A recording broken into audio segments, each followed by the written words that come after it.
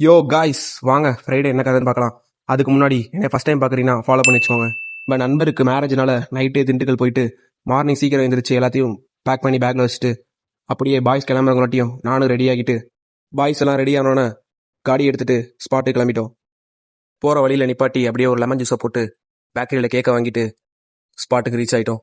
பழைய நண்பர்கள்லாம் பார்க்கும்போது பழைய மலரும் நினைவுகளை கண்ணு முன்னாடி வந்து போக இப்போ தான் காலேஜ் முடிச்ச மாதிரி இருந்துச்சு. அதுங்களாட்டி ஒருத்தர் கல்யாணமே பண்ண போகிறோம். டைம் எவ்வளோ ஃபாஸ்ட்டாக மூவ் ஆகுது. ரைட்டு, ஸ்டேஜில் போயிட்டு கேக்கை வெட்டிட்டு ப்ரோக்கு கிஃப்ட்டை கொடுத்துட்டு வாழ்த்துக்களை போட்டு கொஞ்ச நேரம் பாய்ஸோட சேர்ந்து ஃபோட்டோ எடுத்துட்டு மதிய சாப்பாடை முடிச்சுட்டு மாடியில் போய் மட்டையாயிட்டோம். கொஞ்ச நேரம் பழைய கதைகள் எல்லாத்தையும் பேசிட்டு ஒரு மாலை வேலை போலையா பாய்ஸோட சேர்ந்து டீயை போட்டு ப்ரோக்கு பாய் சொல்லிட்டு அங்கேருந்து கிளம்பிட்டோம். போகிற வழியில் நாங்கள் இறங்கிட்டு நம்ம நண்பர்கள் 2 பேத்தையும் வழியமைச்சு வச்சுட்டு நாங்கள் திண்டுக்கல்லேருந்து திருச்சிக்கு பஸ் ஏறிட்டோம். போகிற வழியில் இயற்கை காட்சிகளை பார்த்துட்டு நம்ம ப்ரோவோட கடமை உணர்ச்சிக்கோ தம்சப்பை போட்டு ஒரு பெரிய ட்ராவலுக்கு அப்புறம் ரீச் ஆகிட்டு நண்பர்களோட இருந்த இந்த ஒரு நாள் என் லைஃப்பில் மறக்கவே முடியாது. பேக் டு காலேஜ் டேஸ்க்கு போன மாதிரி இருந்துச்சு. இருக்க நண்பர்களை வழியமைச்சிட்டு இதோட அந்த விளாக முடிச்சுக்கிறேன். அடுத்த விளாகில் பார்க்கலாம். ஜாலியாக இருங்க.